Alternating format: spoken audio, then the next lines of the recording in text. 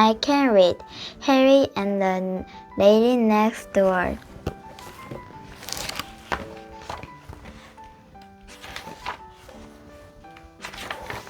Harry was a white dog with black spots. He loved all his neighbors, all except one.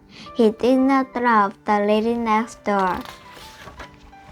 The lady next door sang. She sang high and loud. When she sang, Harry's ears hurt. She sang higher than a peanut whistle. When she sang, the peanut man put his hands over his ears.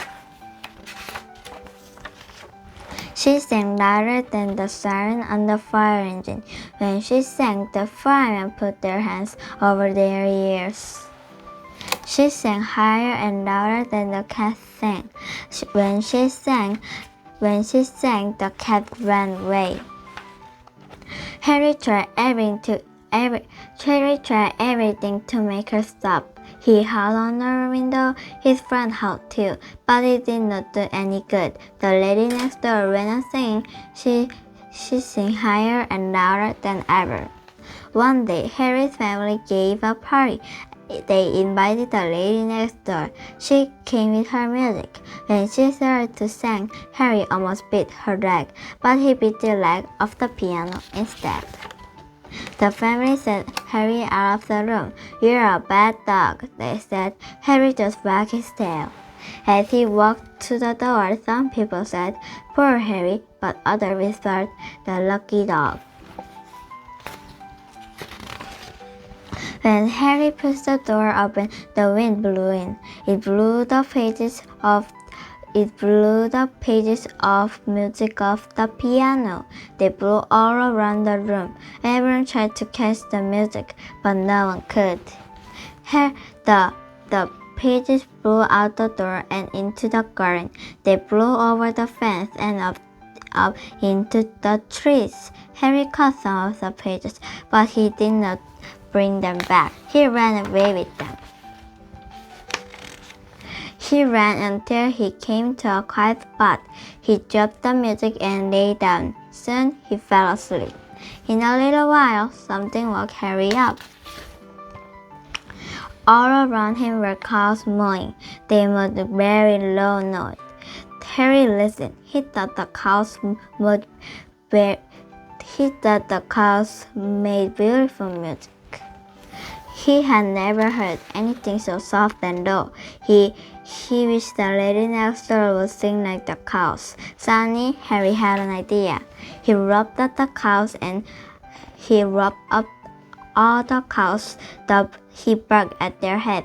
Down the road they went. Harry barked and the cows moved. They ran on and on. They ran down the main street town. They passed the school, the library, and the firehouse. When they came to Harry's house, the lady was still singing. Harry ran ahead and stopped the cows. They went away. They moved and moved and moved. They all moved soft and low. The cows moved for a long time, but it did not do any good. The lady next door went on singing. She sang higher and louder than ever. Harry's family called the man who owned out the cows. He came and took them home. That night, Harry slept on the doghouse. The next day, the lady next door sang some more. Harry's ears hurt more than ever. He went for a walk. After he had walked for a long time, he heard a wonderful sound. Oompa, oompa, oompa, oompa. It was low and lovely. Then Harry saw what it was. It was the big horn in the fireman's band.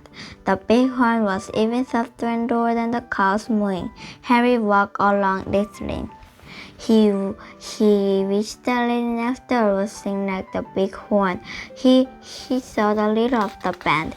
The leader threw his stick into the air. Harry watched it. Suddenly, he had an idea. The next time the stick went into the air, Harry caught it. Harry ran in front of the band. The leader ran after Harry and the band ran after the leader. Soon the leader was all out of breath. He stopped running, but the band ran after Harry. The men played as they ran. Harry Harry led them all down the main street town. They passed the school, the library, and the frat house. They stopped the band. Harry stopped the band in front of the lady's house. She was still singing. The bighorn player played even softer and lower than before. He blew and blew and blew right under the window, but it did not do any good. The lady next door went on singing. She sang higher and louder than ever. Then when the leader got there, he had Harry's family with him. Harry gave the stick back. That night, he slept on the doghouse again. A few nights after that, the family took Harry to the park. They were going to hear the fireman's band. The family knew that Harry liked the bighorn. They got to the park and sat down. A light shone on the stage. The people were quiet. They waited for the music to begin. Harry closed his eyes and listened. He waited for a bighorn. He waited for a soft no note. But the no note never came. Instead, a man came out. "Good evening, friends," he said. "The man will not play tonight. The bighorn player is all out of breath. Instead, we should have a singing contest, and here are the ladies who will sing." Everyone clapped when the ladies came up. On the end of the line was a lady next door. Harry took one look and ran off. He was almost out of the park when he heard something. Burp, burp, burp, burp. It was low and beautiful. Harry stopped and listened. It was even softer and lower than the cows and the bighorn. He wished the lady next door would sing like this. Then he saw where the sound came from. It came from inside a watering can. Suddenly, Harry had an idea. He took the handle of the can in his mouth and then he ran with it. Then, when he got back to the bandstand, he walked quietly up the stairs. The lady next door was singing. Harry put the watering can on the floor behind her. Soon the lady sang a very high note. Then something happened. Two frogs jumped out of the can. One jumped on the lady's head, the other jumped on her shoulder. The other ladies in the contest shrieked and ran from the stage. But the lady next door went on singing. She sang higher and louder than ever. When she finished her song, everyone shouted, "Hooray!" The judges whispered together. Then one of them spoke. "Ladies and gentlemen," he said, "the other ladies in the contest have all gone home, so the lady next door wins the singing contest. She is a brave lady. She wins first prize. It means she can study music far off country for a long time." Everyone clapped and clapped. Harry barked and barked. He was the happiest of all. And meanwhile the frogs hopped home. Soon the time came for the lady next door to go away. Harry went to the ship with the family to see her off. "Goodbye, goodbye," everyone shouted. Harry wagged his tail. The lady next door started to sing a goodbye song, but no one ever heard her.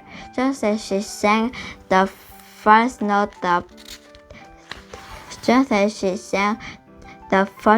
the ship blew its park horn. It was a deep, low, wonderful sound as the ship blew away from the dock. Other birds blew their park horns too. Harry thought it was the most beautiful goodbye song he had never heard. The end. Good job.